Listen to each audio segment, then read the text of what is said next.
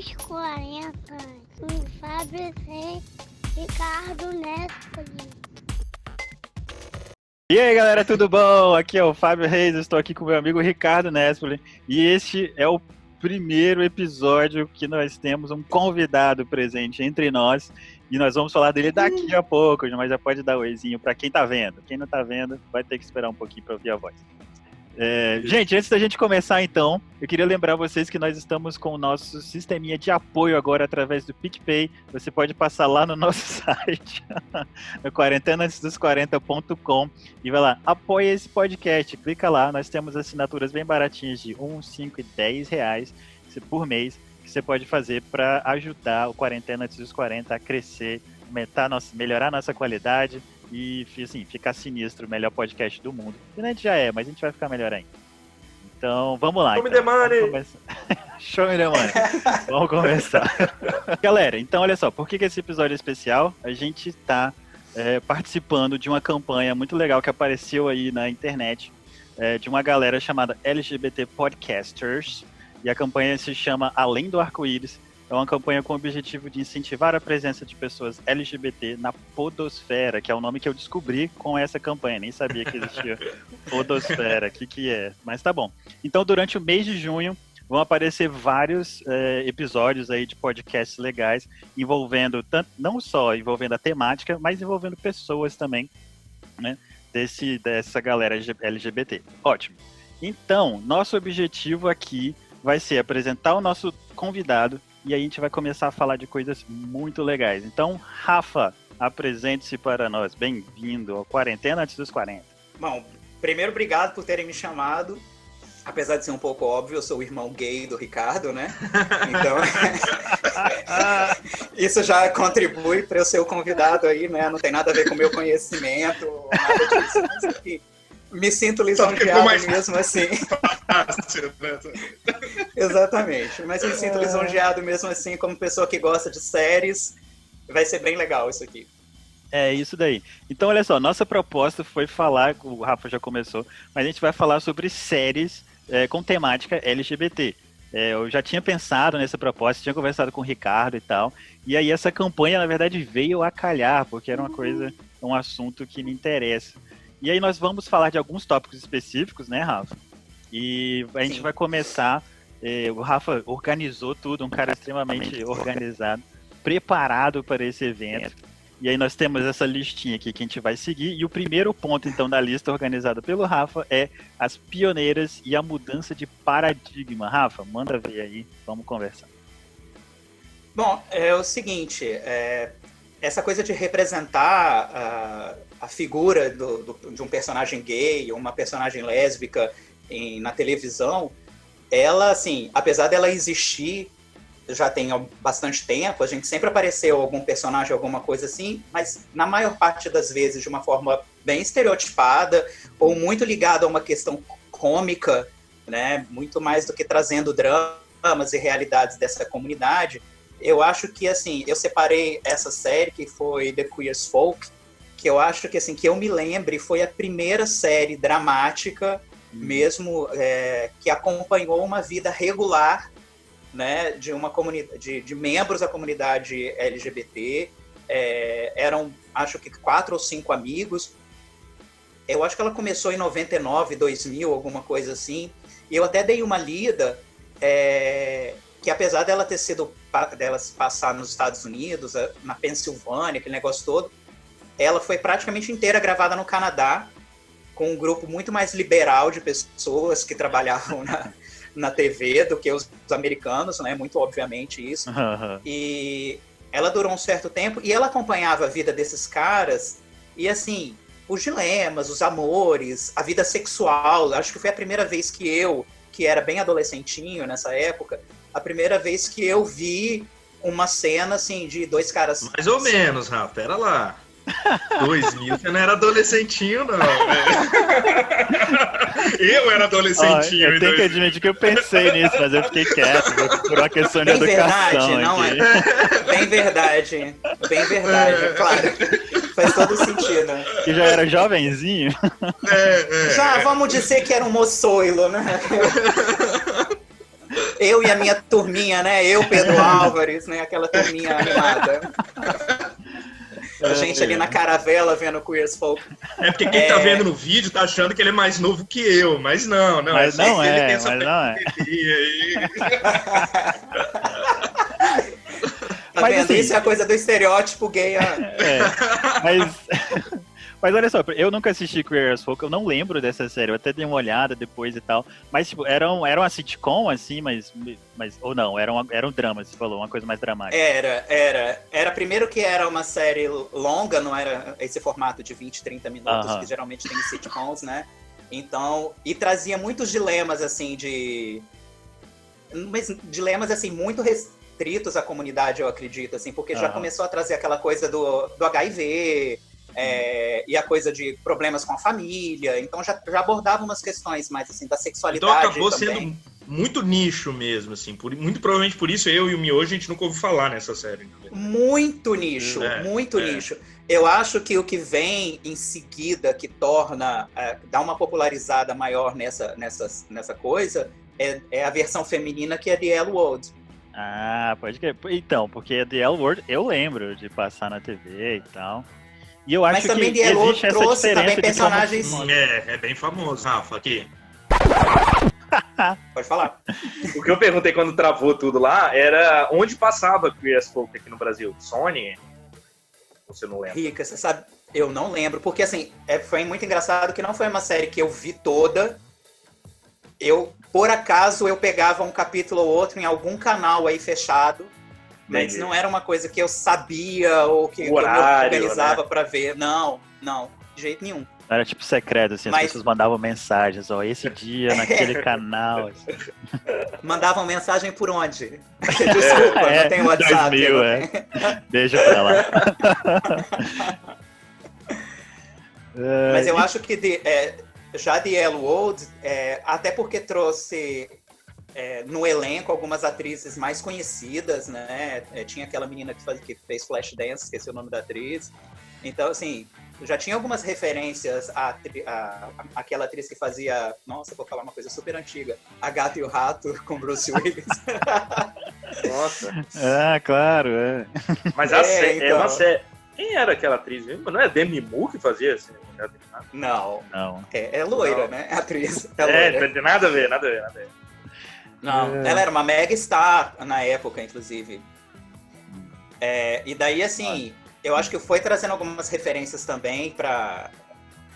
E quando eu digo que essas séries mudaram o paradigma da forma como se retratavam a comunidade, é porque também, assim, essas mostraram, assim, por exemplo, em The L Word, elas são executivas, empresárias, artistas, esportistas famosas.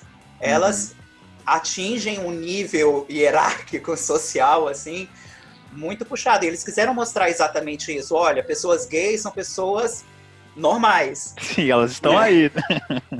Não é o alívio Exatamente. cômico, né, da série. Entendi. Exatamente. Agora, elas você estão acha, Rafa, levando que vidas regulares. o L Word ter tido mais sucesso, assim, é porque a série é melhor, tem essa... Eu tenho um pouco de preconceito também, né, que assim, Cara. a mulher lésbica talvez seja um pouco mais aceita. Eu não sei se Cara, então, Ricardo, eu tava pensando nisso, eu ia fazer exatamente essa pergunta. Porque eu tenho essa impressão, assim, de que talvez, tipo assim, o lado lésbico da vida na The L World, como são mulheres, talvez seja uma coisa mais aceita, inclusive por homens, assim, né? E mulheres talvez não levem isso, não é pelo levavam. homem machista que quer ver mulher se beijando. Talvez. Não, assim, eu acho que isso com certeza sempre faz diferença. Mas nesse caso específico de Queer as Folk e The L Word, porque assim, Queer as Folk ficou 6 anos no ar. Ela foi de 99 ou 2000 até 2005, mais ou menos. Então, assim, ela teve uma grande produção. É porque, assim, no Brasil, é que ela chegou de um jeito meio gueto, né? Tá. E The L Word, não, já foi uma publicação mais global, assim, que teve uma distribuição mais ampla. Então, assim, facilitou também a gente ter conhecimento. Assim como quando chega Will and Grace aqui no Brasil. Que também é mais ou menos da mesma época, mas aí tem essa pegada sitcom, de comédia, mas também já retrata os gays da série de um modo mais naturalizado, né? São profissionais, ele é advogado, tudo bem, o Jack não é nada, né? Tem um alívio cômico. Mas enfim, né? Mas Tem. Não, mas séries é têm mais que alívios isso. cômicos, Isso, né? é mais do que isso.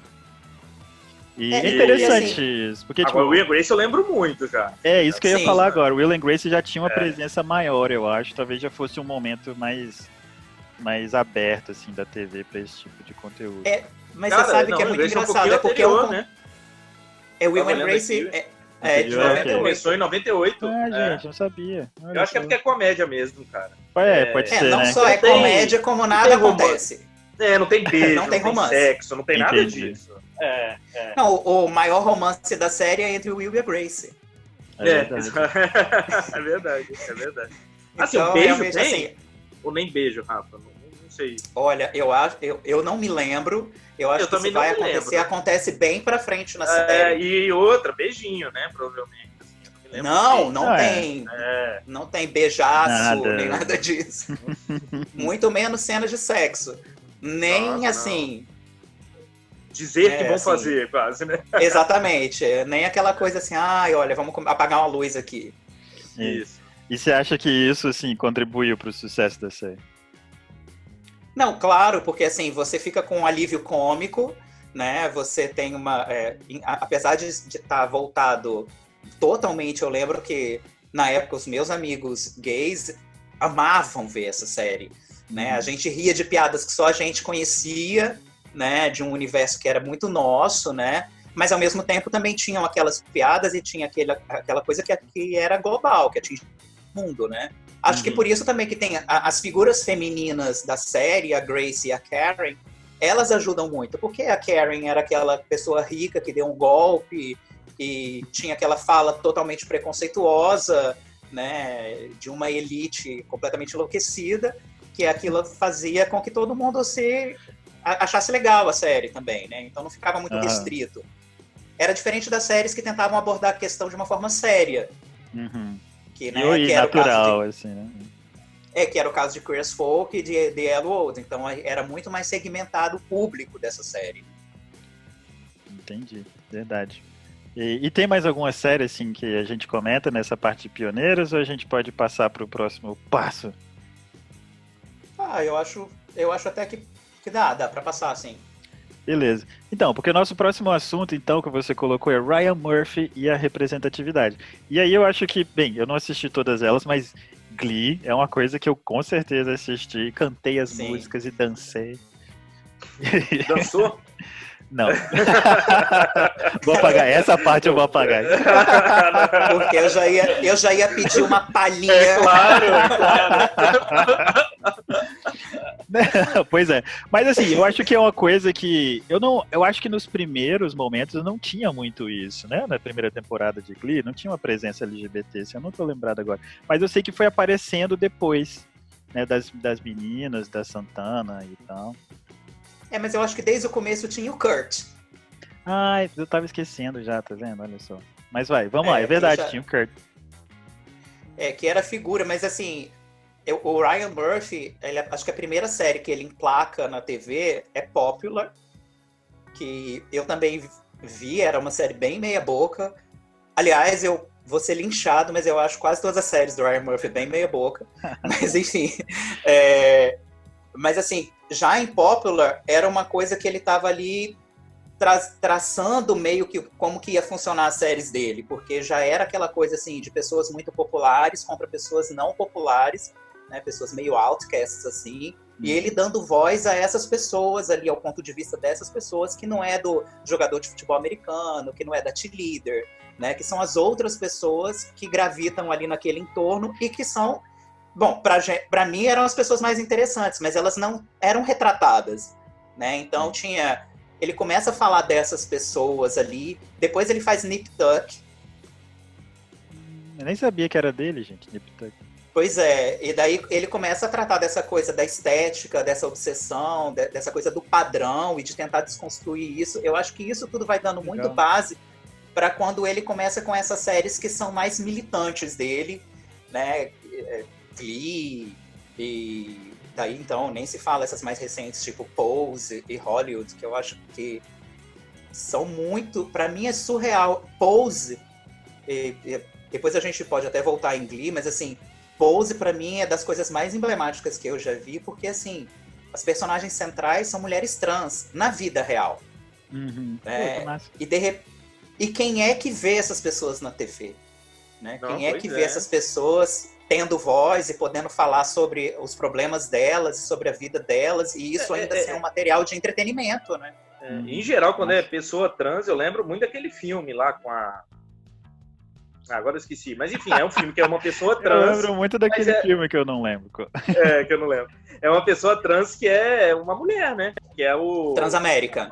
Transamérica, exato. Ah, é né? Com a mesmo, Felicity cara. Huffman. Nem espaço, tipo, vamos falar de pessoas trans, mas não, tem que ser uma pessoa cis pra gravar.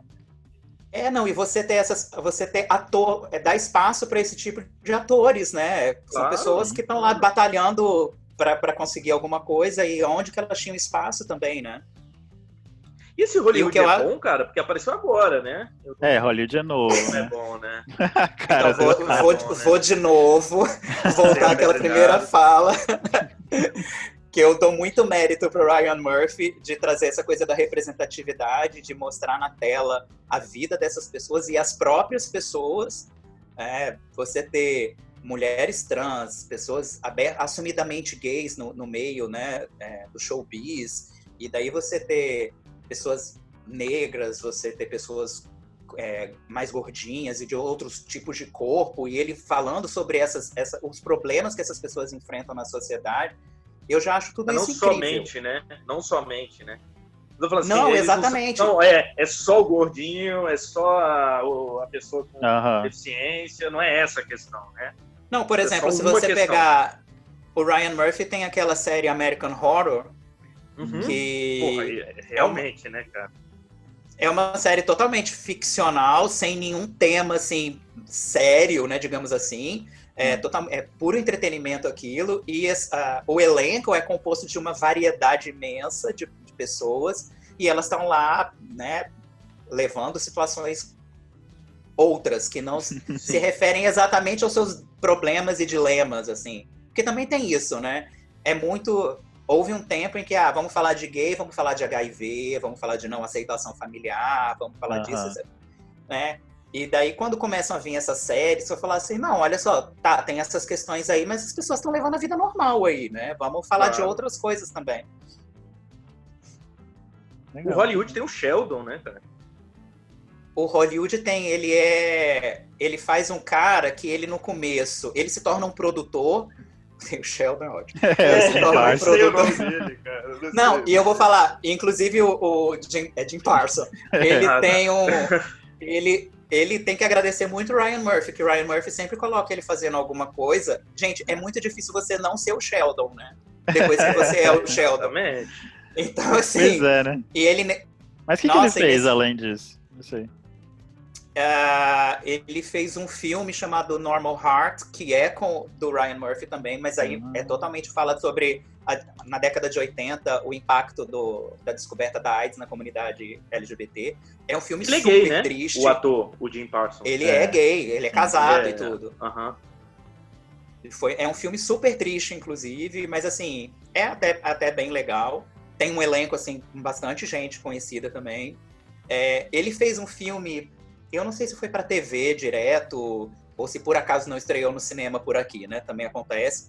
Que ele é pai de um menino que gosta de se vestir de menina. É bem bonitinho o filme também, assim. É uma abordagem leve da questão de aceitação do próprio filho e dessas questões sobre transexualidade, mas assim, de uma forma bem quente, bem leve. Então, assim, ele faz algumas coisas... ele fez Estrelas Além do Tempo, né? Eu não vi o filme. Não, eu super tô ligado, das astronautas. Das astronautas não, né? Das mulheres astronautas. Elas não mas que trabalham na NASA lá e tal. Vamos falar de espaço de novo, viu?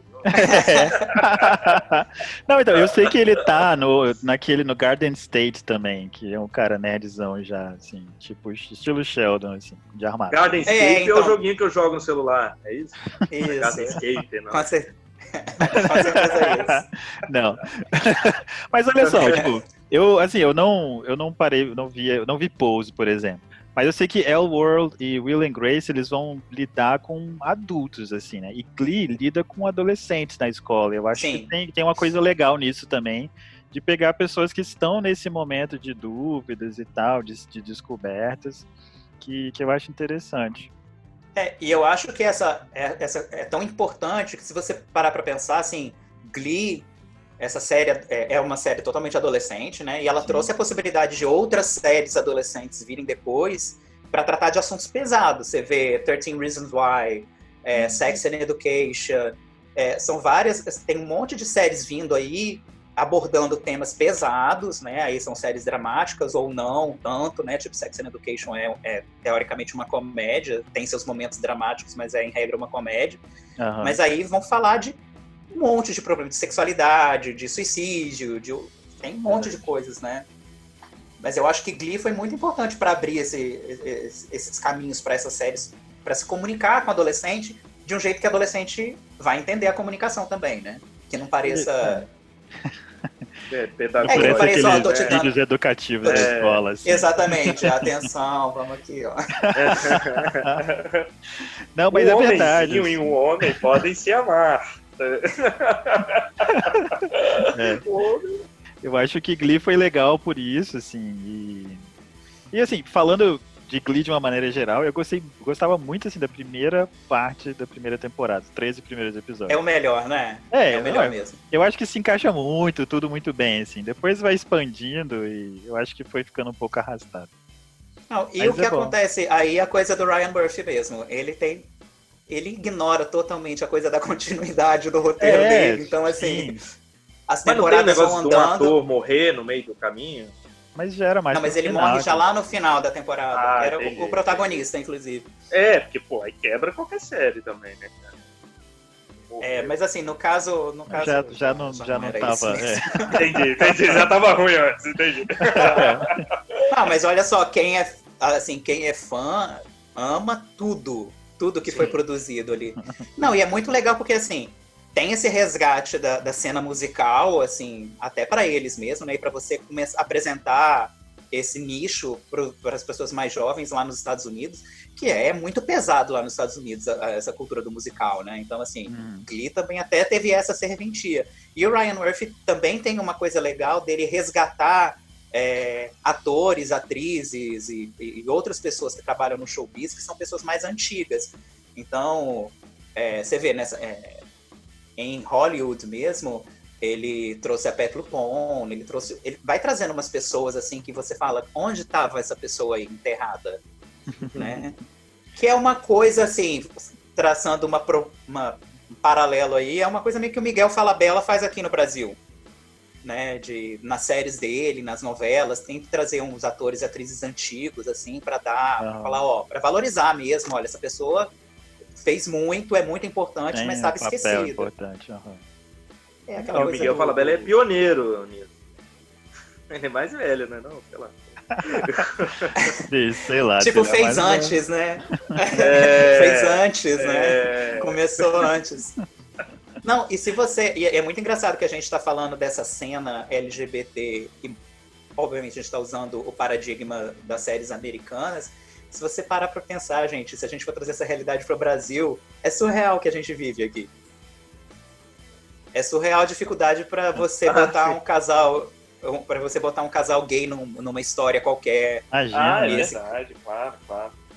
Tem Não, tava vendo, mudando, tipo, jogo, né, que você viu, cara, The Last of Us 2, a Ellie, a protagonista, ela é lésbica e tá sendo proibido em vários países. É muito doido isso, né? Tipo, e a resposta seja nesse nível, né? Mas assim, as séries americanas também contam com uma vantagem de que, via de regra, elas passam em TV fechada, né? Quando elas vão... Essas séries badaladas que acabam sendo compradas por canais abertos, elas geralmente vão sofrendo restrições também, porque não vamos falar que o público norte-americano é tudo super liberal. Claro que não. Você vê Trump e até o presidente deles, né? Exatamente. É verdade. Pois é. Gente, então olha só, tá muito legal isso daqui. A gente tá batendo no nosso tempo e a gente vai continuar então no nosso próximo episódio, que vai chegar para vocês na quarta-feira. Então Então, se você quer saber mais coisas legais sobre sobre esse mundo LGBT nas séries, a gente vai falar na quarta-feira sobre reality shows, sobre RuPaul, e vai falar sobre a presença LGBT em novos roteiros de séries legais que estão aparecendo por aí. Então, é isso aí, galera. Lembre de visitar nossas redes sociais, Facebook, Twitter, Instagram, YouTube para os nossos vídeos e o nosso site quarenteanantesdos40.com para você acompanhar esses episódios, outros episódios e muitas coisas mais. O 40 é 40, gente. Ricardo me lembrou ali. Então, é isso aí, povo. Nos vemos lá na quarta-feira. Muito obrigado, Rafa. Valeu, Ricardão. Até mais.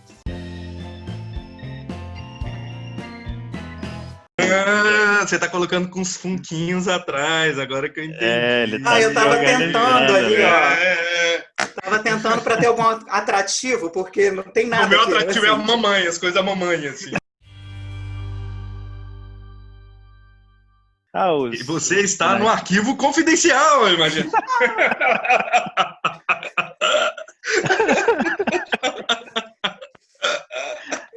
Eu sou a professora da 2ª série. Que miminha. Tia Do Carlina. Ai, borboletas.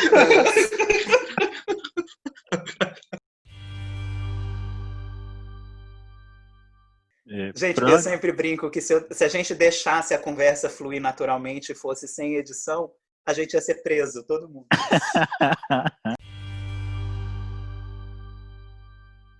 A gente pode bater. Vai que a aí gente nos é super 40. sem graça. Tipo, isso aqui. Que escroto. Tá. Então foi isso, gente. Valeu. Vamos nos despedir oficialmente aqui. Depois a gente vai se apresentar de novo. Vou cortar. E a gente faz o quê? Troca de roupa? Eu troco os funcos, a ordem. Todo mundo no lugar. Mas tá, eu vou fazer só a encerração aqui, depois a gente volta tudo. Encerração. Encerração. Falei mesmo, não tô nem aí. Vou botar no finalzinho. A língua é viva. A língua é viva.